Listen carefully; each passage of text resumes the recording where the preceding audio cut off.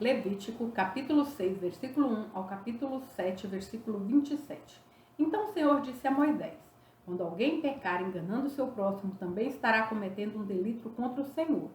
Se esse alguém for desonesto num negócio que envolve depósito como garantia, ou roubar, ou praticar extorsão, ou encontrar um objeto e negar que o encontrou, ou mentir depois de jurar dizer a verdade a respeito desse pecado, ou alguma prática semelhante, será culpado pelo pecado que cometeu. Devolverá o que roubou, ou o valor que extorquiu, ou o depósito ou o objeto perdido que encontrou, ou qualquer coisa que tenha sido obtido com juramento falso. Fará restituição pagando à pessoa prejudicada o total, com um acréscimo de 1/5 do valor. No mesmo dia, apresentará uma oferta pela culpa. Como oferta pela culpa para o Senhor, trará ao sacerdote um carneiro sem defeito do próprio rebanho, devidamente avaliado. Desse modo, o sacerdote fará expiação pela pessoa diante do Senhor e ela será perdoada de qualquer desses pecados que tenha cometido. Então o Senhor disse a Moisés: dê a Arão e a seus filhos as seguintes instruções para os holocaustos. Os holocaustos serão deixados sobre o altar até a manhã seguinte. O fogo sobre o altar será mantido aceso a noite toda. Pela manhã, depois que o sacerdote de serviço tiver vestido suas roupas oficiais de linho e as roupas de baixo também de linho, limpará as cinzas do holocausto e as colocará ao lado do altar. Em seguida, removerá as roupas de linho, vestirá suas roupas habituais e levará as cinzas para fora do acampamento, até um lugar cerimonialmente puro. Enquanto isso, o fogo do altar estará mantido aceso, nunca deverá se apagar. A cada manhã o sacerdote acrescentará mais lenha ao fogo. Arrumará sobre ele o holocausto e queimará nele a gordura das ofertas de paz. Lembrem-se de que o fogo deverá ser mantido aceso no altar o tempo todo, nunca deverá se apagar. Estas são as instruções para as ofertas de cereal. Os filhos de Arão apresentarão essa oferta ao Senhor diante do altar.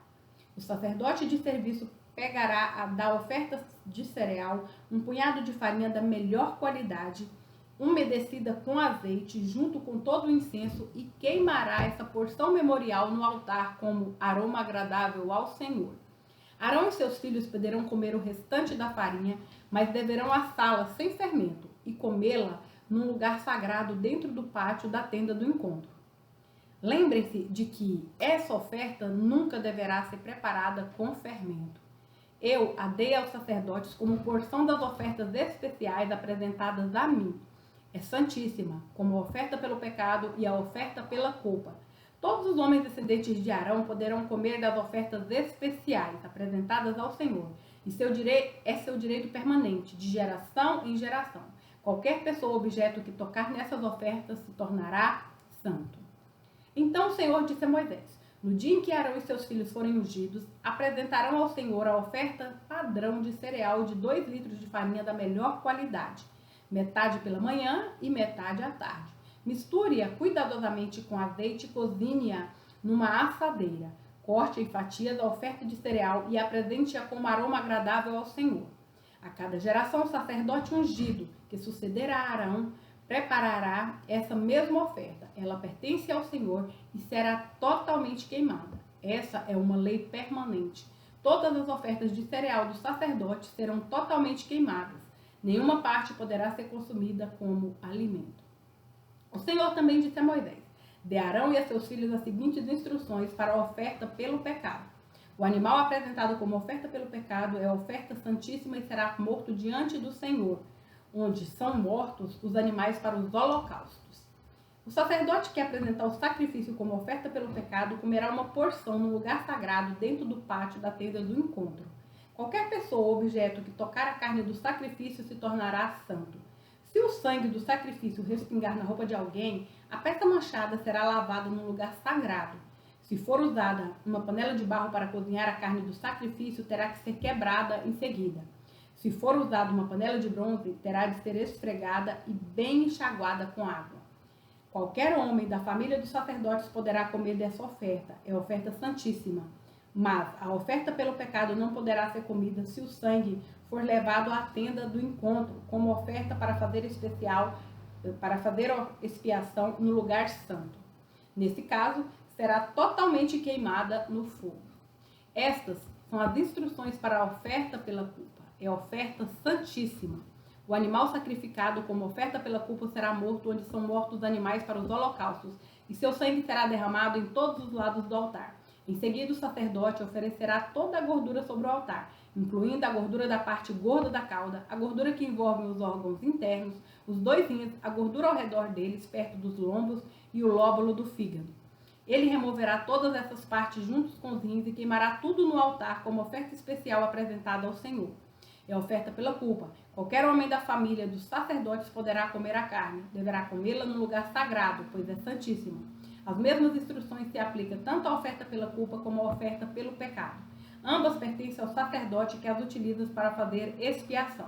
No caso dos holocaustos, o sacerdote poderá ficar com o couro do animal sacrificado. Toda oferta de cereal assada no forno, preparada numa panela ou cozida numa assadeira, pertence ao sacerdote que a apresenta. Todas as outras ofertas de cereal preparadas com farinha seca ou farinha umedecida com azeite deverão ser divididas em partes iguais entre todos os sacerdotes, os descendentes de Arão. Estas são as instruções sobre os diferentes tipos de oferta de paz que podem ser apresentadas ao Senhor. Se alguém apresentar sua oferta de paz para expressar gratidão, o animal que normalmente é oferecido será acompanhado de bolo sem fermentos misturado com azeite, pães finos sem fermento untados com azeite e bolos feitos de farinha da melhor qualidade misturada com azeite. Esta oferta de paz, para expressar gratidão, também será acompanhada de pães preparados com fermento. Um pão de cada tipo será apresentado como oferta para o Senhor. Os pães serão do sacerdote que derramar o sangue da oferta de paz no altar. A carne da oferta de paz, para expressar gratidão, será comida no mesmo dia em que for oferecida. Nada poderá ser guardado até a manhã seguinte. Se alguém apresentar uma oferta como cumprimento de um voto ou como oferta voluntária, a carne será comida no mesmo dia em que o sacrifício for oferecido. A carne oferecido, mas o que restar poderá ser comido no dia seguinte. A carne que restar até o 3º dia deverá ser totalmente queimada. Se alguma porção da carne da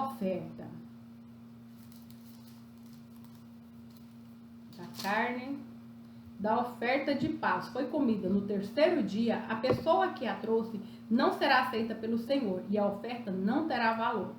A essa altura a carne estará contaminada e quem a comer será castigado por causa do seu pecado. A carne que tocar qualquer coisa cerimonialmente impura não poderá ser comida, deverá ser totalmente queimada. Mas a carne do sacrifício poderá ser comida por quem estiver cerimonialmente puro. Se alguém estiver cerimonialmente impuro e comer a carne da oferta de paz apresentada ao Senhor, será eliminado do meio do povo.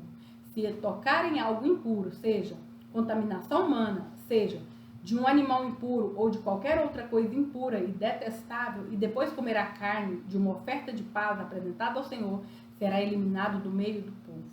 Então o Senhor disse a Moisés: dê as seguintes instruções ao povo de Israel: jamais comam gordura, seja de boi, carneiro ou cabrito. A gordura de um animal encontrado morto ou despedaçado por animais selvagens jamais deverá ser comida, embora possa ser usada para outros fins.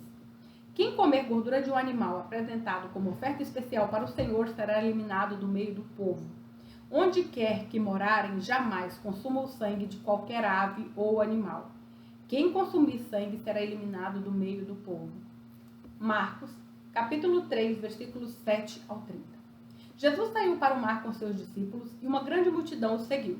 Vinham de todas as partes da Galileia, da Judéia, de Jerusalém, da Idumeia, do leste do Rio Jordão e até dos lugares distantes do norte, como Tiro e Sidom. A notícia de seus milagres havia se espalhado para longe e um grande número de pessoas vinham vê-lo.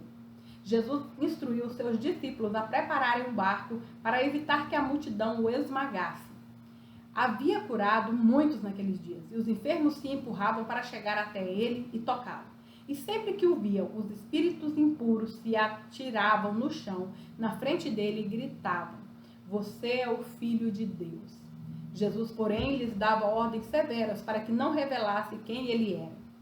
Depois Jesus subiu a um monte e chamou aqueles que ele desejava que o acompanhassem, e eles foram. Escolheu 12 e os chamou seus apóstolos. para que os seguissem e fossem enviados para anunciar sua mensagem, e lhes deu autoridade para expulsar demônios.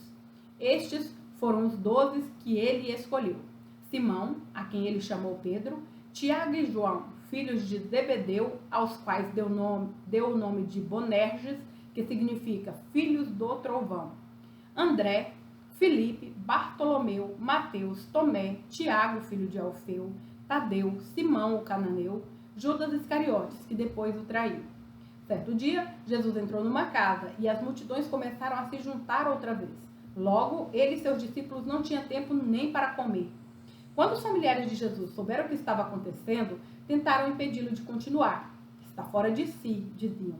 Então os mestres da lei que tinham vindo de Jerusalém, disseram: está possuído por Beelzebu, príncipe dos demônios. É dele que recebe poder para expulsar demônios. Jesus o chamou e respondeu com uma comparação. Como é possível Satanás expulsar Satanás? Perguntou.